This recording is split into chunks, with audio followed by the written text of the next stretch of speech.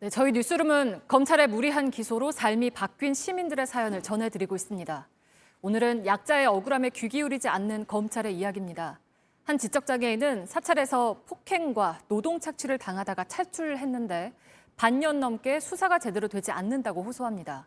이 때문에 수사심의위 소집까지 신청을 했지만 이 역시 지지부진할까 걱정합니다.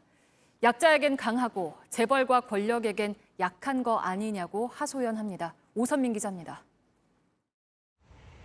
지적장애인 A씨는 서울 노원구의 한 사찰에서 32년 동안 하루 평균 13시간씩 청소와 잡일을 했습니다. 사찰의 주지는 A씨를 폭행하고 A씨의 명의를 도용해 아파트 매매를 하기도 했습니다. 결국 사찰에서 탈출했습니다. 이른바 사찰노예 사건입니다. 지난 1월 경찰은 검찰로 사건을 넘겼습니다. 일부는 기소 의견이었지만 핵심인 노동 착취에 대해선 불기소 의견으로 송치했습니다. 스님들이 힘을 합쳐 일하는 관행으로 볼 수 있다는 게 이유였습니다. 그런데 검찰은 반년 가까이 피해자나 고발인 조사를 하지 않았습니다. 검사에게 억울함을 따져 물을 기회조차 주어지지 않은 겁니다. 이대로 사건이 종결되면 안 된다는 생각에 A씨 측은 지난 1일 수사심의위를 소집해달라고 신청했습니다.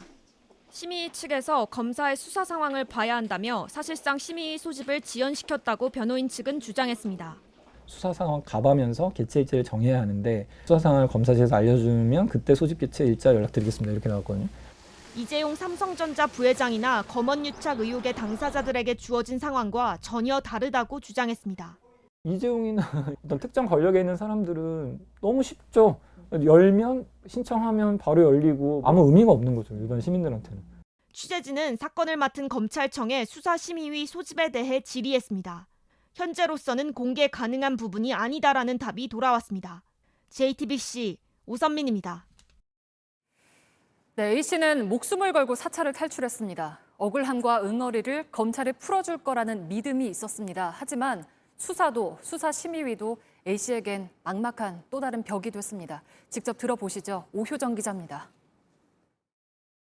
사찰 안에선 스님이라고 불리웠지만 A씨는 불경을 읽는 대신 하루 종일 일만 했다고 합니다. 9시나 10시쯤에 잠자요. 새벽 4시에 일어나고 피곤하니까는 코피도 자주 나오고 그랬어요. 청소부터 밭일까지 매일 눈코 뜰 새 없이 일했지만 먹이고 재워준다는 이유로 아무런 대가를 받지 못했습니다.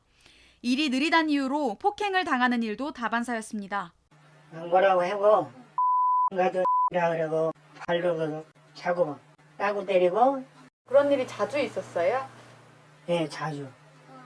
성격이 급하니까 거기 스님이 32년을 참다 겨우 탈출한 후에야 사찰에서 자신의 노동력만 빼앗긴 게 아니란 걸 알게 됐습니다.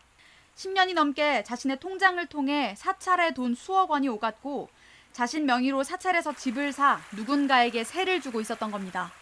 수사기관을 찾았지만 죗값을 제대로 묻지 못했습니다. 주지 스님에게 장애인복지법상 학대 혐의가 빠졌습니다. 500만 원의 약식 명령이 다였습니다. 마음에 안 좋죠. 아니 500만 원 벌금 물어가고 되겠어요. 더 물어야죠. 그저 잘못한 게.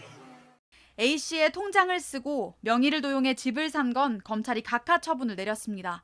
고소할 때 적은 혐의가 맞지 않다는 이유에서입니다. 어떤 법이 적용되는지 금융실명법이 적용되는지 몰라서 그냥 본인이 그냥 알고 있는 법을 적용을 했는데 그래서 어떤 법을 적용하는지는 사실 수사기관이나 검사가 해야 될 역할인데 A씨는 다시 법적 싸움을 시작합니다.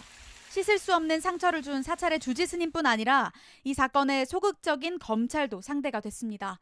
JTBC 오효정입니다.